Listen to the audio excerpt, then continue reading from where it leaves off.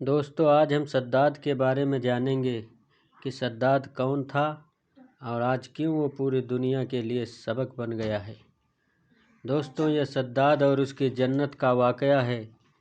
قوم عاد میں دو بادشاہ گزرے ہیں، ایک نام تھا سدید اور دوسرا سداد۔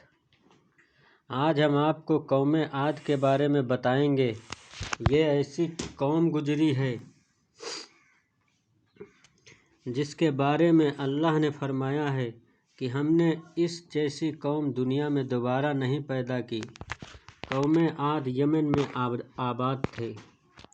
تاریخ بیان کرنے والے اکثر علماء نے حضرت ہود علیہ السلام کے بعد سداد کا بیان کیا ہے۔ ان کی موجودگی میں دو واقعہ بیان کیا گیا ہے تاکہ ایمان والے اسے سن کر سبق حاصل کر سکیں اور خدا کی قدرتوں کا نظارہ دیکھنے سے لوگوں کو نصیحت ہو۔ عاد قوم میں سدید اور سداد دو بھائی تھے۔ یہ دولت والے، عزت والے اور بادشاہ تھے۔ شام ملک میں ان کا مقابلہ تھا۔ دن رات حکومت کرنا ہی ان کا کام تھا۔ سدید اور ان کے لوگ اگرچہ شرک کی حالت میں جیتے تھے لیکن وہ بڑا انصاف والا تھا۔ اس کے انصاف سے شیر اور بکری ایک جگہ پانی پیتے تھے۔ کہا جاتا ہے کہ ایک دن اس کی عدالت میں دو آدمی آئے۔ ان دونوں نے عجیب حالات سنائے۔ ایک بولا کہ میں نے اس سے زمین کا ایک ٹکڑا لیا ہے قیمت دے کر، اور اس زمین پر اب میرا قبضہ ہے۔ میں نے اس زمین میں خزانہ پایا ہے، میں اس کو دینا چاہتا ہوں اس لیے کہ یہ خزانہ اسی کا ہے۔ دوسرا بولا میں نے زمین بیچی ہے اس لیے اس میں جو کچھ سب اسی کا ہے، اس لیے یہ خزانہ بھی اسی کا ہے، اب اسے لینا چاہیے لیکن یہ ہیلا حوالہ کیوں کرتا ہے سمجھ میں نہیں آتا۔ سدید نے پوچھا کہ تم دونوں کی کوئی اولاد بھی ہے؟ انہوں نے کہا ہاں ہے، ایک کے پاس بیٹی اور ایک کے پاس بیٹا۔ سدید نے حکم دیا کہ ان دونوں کا نکاح آپس میں کر کے یہ مال ان دونوں کو دے دیا جائے۔ اس طرح سدید نے ایک ایسا فیصلہ کیا جو سب کے لیے قابل قبول تھا اور اس کے انصاف کا جو نام ہوا وہ الگ۔ حضرت ہود علیہ السلام نے سدید کو بھی ایمان کی دعوت دی تھی لیکن اس نے سب کچھ ہونے کے بعد بھی اس پر دھیان نہیں دیا اور شرک کی حالت میں ہی مر گیا۔ اس کے بعد سداد گدی پر بیٹھا۔ حضرت ہود علیہ السلام نے ان کو بھی ایمان لانے کے لیے کہا۔ وہ بولا اگر میں نے تمہارا دین اپنا لیا تو مجھے کیا فائدہ ہوگا؟ حضرت ہود علیہ السلام نے فرمایا کہ اللہ تعالیٰ تمہیں اس کے بدلے میں ہمیشہ ہمیشہ کے لیے جنت دے گا اور تم پر اپنی رحمت اور مہربانی کرے گا۔ سداد بولا کہ میں بھی جنت بناؤں گا اور دن رات وہاں عیش سے رہوں گا۔ پھر سداد نے جنت بنانے کا مضبوط ارادہ کر لیا۔ اس نے ملک کے کونے کونے میں عالموں کے پاس پیغام بھیجا۔ انہوں نے حکم کے مطابق سونا، چاندی، ہیرے جواہرات بھیجے اور حکم دیا کہ جتنے مسک، عنبر اور موارد اس کے ہاتھ آئیں وہ سب جمع کر کے اس کے پاس لایا جائے۔ ہر طرح کا سامان جمع کرنے کے بعد اس نے ایک خوبصورت اور منموہک جگہ کی تلاش شروع کی اور اسے وہ جگہ بھی مل گئی۔ وہ ایسی جگہ تھی جہاں کی ہوا بھی جنت کی ہوا کی طرح خوشبودار تھی۔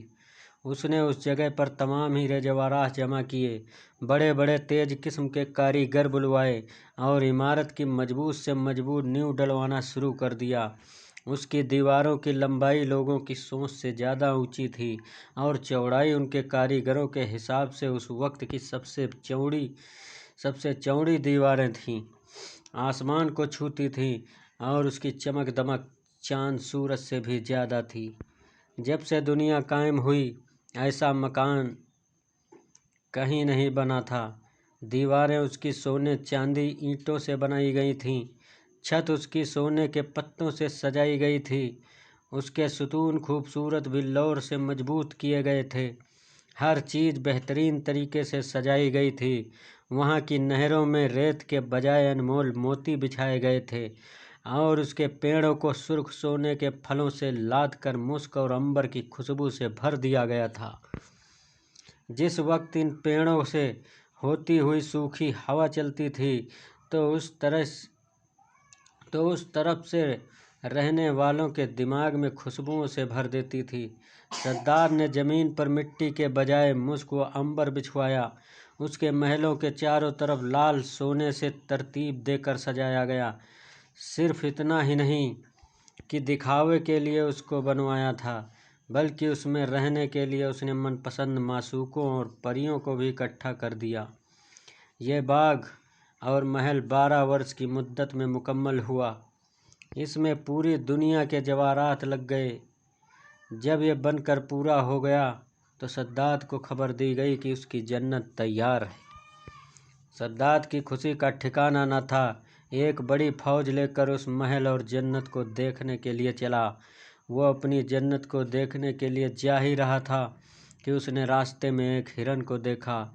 उसके पांव चांदी के हैं, सींग सोने के हैं और आंखें याकूत की हैं। सद्दाद उस हिरन को देखकर हैरान रह गया। जी ललचा उठा। उसने सोचा, इसे किसी भी तरह हासिल करूंगा। उसने बिना कुछ सोचे समझे उस हिरन के पीछे घोड़ा दौड़ा दिया। हिरन भागा और सद्दाद ने अपना घोड़ा उसके पीछे पीछे दौड़ाया। ये दौड़ बहुत दूर तक चली, यहाँ तक कि सद्दाद की फौज बहुत पीछे रह गई। फिर उसे एक डरावने किस्म का घुड़सवार मिला। उसने सद्दाद से कहा कि क्या इस इमारत जिसे तू जन्नत कहता है, इसे बनाने से तुझे सुकून मिल जाएगा? सद्दाद उस घुड़सवार की ये अल्फाज सुनकर कांप गया। पूछा, तुम कौन हो? वो घुड़सवार बोला, मैं मौत का फरिश्ता हूँ। सद्दाद ने बड़ी नरमी और बेचैनी से कहा कि मुझे अपनी जन्नत को 1 मिनट देखने की मोहलत दे दो, फिर तुम मेरी जान निकाल लेना। मौत के फरिश्ते ने बोला, ये हुक्म दुनिया के पैदा करने वाले का है। उसके हुक्म के बाद मुझे इख्तियार नहीं कि मैं तुझे 1 मिनट भी मोहलत दे सकूं। फिर उसी वक्त मौत के फरिश्ते ने उसकी रूह कब्ज कर ली और उसका जिस्म रूह से खाली हो गया। सद्दाद के मरने के बाद वो आलीशान इमारत और खूबसूरत बाग लोगों की नज़रों से गायब हो गया। तारीख़ की किताबों में लिखा है कि अल्लाह ने हज़रत इजराइल अलैहिस्सलाम से पूछा कि ए इजराइल, तुम मुद्दतों से रूहों को निकालने में लगे हो और शुरू ही से तुम्हारा ये काम है। क्या कभी तुम्हें किसी पर रहम और तरस नहीं आया है? जान निकालते वक्त कुछ दया भी आई है? हज़रत इजराइल अलैहिस्सलाम ने बोला, ऐ खुदा, मैं सब पर ही दया करता हूँ। अल्लाह ताला ने फरमाया, किस पर ज़्यादा तरस तुम्हें आया? तब हज़रत इजराइल अलैहिस्सलाम ने यह किस्सा सुनाया कि एक दिन एक नाव को आपके हुक्म के मुताबिक मैंने तोड़ दिया और उसके तख्ते पर अलग अलग कर दिया। हवा का झोंका आया, नाव डूब गई और नाव वाले बिजली की तरह कुछ ही देर में ख़त्म हो गए। मगर एक औरत जिसके पेट में बच्चा था, उसको हुक्म के मुताबिक नाव के तख्तों को सहारा बनाकर बचा लिया। वो तख्ता फरिश्तों ने एक जजीरे में पहुंचा दिया। जिस वक्त एक लड़का उस औरत के पेट से पैदा हुआ तो माँ बहुत परेशान हुई। आपका हुक्म हुआ कि माँ की जान भी निकाल लो और अकेले उस लड़के को उसके पहलू में पड़े रहने दो। उस वक्त मैं रो दिया और मन में ख्याल आया कि इस बच्चे का क्या हाल होगा, तड़प कर मरेगा या जंगली दरिंदों के मुंह का लुकमा बनेगा। ए खुदा, तू खूब जानता है कि मुझे उस बच्चे पर बहुत रोना आया और उसकी तन्हाई और बेकसी को सोच सोच कर दिल भर आया था। और दूसरा, सद्दाद पर मुझे बड़ी दया आई कि उसने कई वर्ष में इमारत बनवाई थी, फिर भी उसे एक नज़र देखने से महरूम रहा और दिल में हसरत और अफसोस लिए ही इस दुनिया से विदा हो गया। अल्लाह ताला ने फरमाया, ऐ इजराइल, ये सद्दाद वही लड़का है जिस पर तुमने पहले भी तरस खाया था और मैंने उसकी माँ के मरने के बाद सूरज और हवा को यूँ हुक्म फरमाया था कि तुम अपनी गर्मी और सर्दी से इसे मत सताओ, और हवा को हुक्म दिया कि फूलों के पत्ते उड़ाकर उसके लिए फर्श बनाओ। फिर उसके दोनों अंगूठों से दूध और शहद की नहर मैंने बनाई। कितनी मेहरबानियों के साथ मैंने उसकी जान बचाई।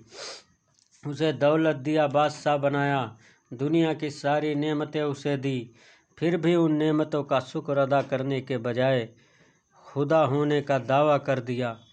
उसका तो ये अंजाम होना ही था। अल्लाह हम सबको अपने गजब से बचाए। दोस्तों, ये थी सद्दाद और उसकी जन्नत का वाक़या, जिसे उसने अपने घमंड में बनवा तो लिया, लेकिन अल्लाह की कुदरत को कुछ और ही मंजूर था। अल्लाह ने उसे रहती दुनिया के लिए सबक बना दिया कि दौलत शोहरत पर घमंड करके कुछ हासिल नहीं होने वाला। हर किसी को उसके किए अमाल का बदला मिलेगा। सद्दाद को भी अल्लाह ने बेशुमार दौलत और ताकत अता की, लेकिन वो खुद को खुदा के बराबर समझने लगा था, और आज पूरी दुनिया के लिए वो नसीहत बन गया कि कभी दौलत पर घमंड मत करना। दोस्तों, अल्लाह ताला की बारगाह में दुआ है कि अल्लाह ताला हम सबको अच्छे काम करने की तौफीक दे और अपनी दौलत को सही काम में खर्च करने की तौफीक दे। हम सबको गुमराही से बचाए और ज़्यादा से ज़्यादा नेक काम करने की तौफीक अता फरमाए। आमीन।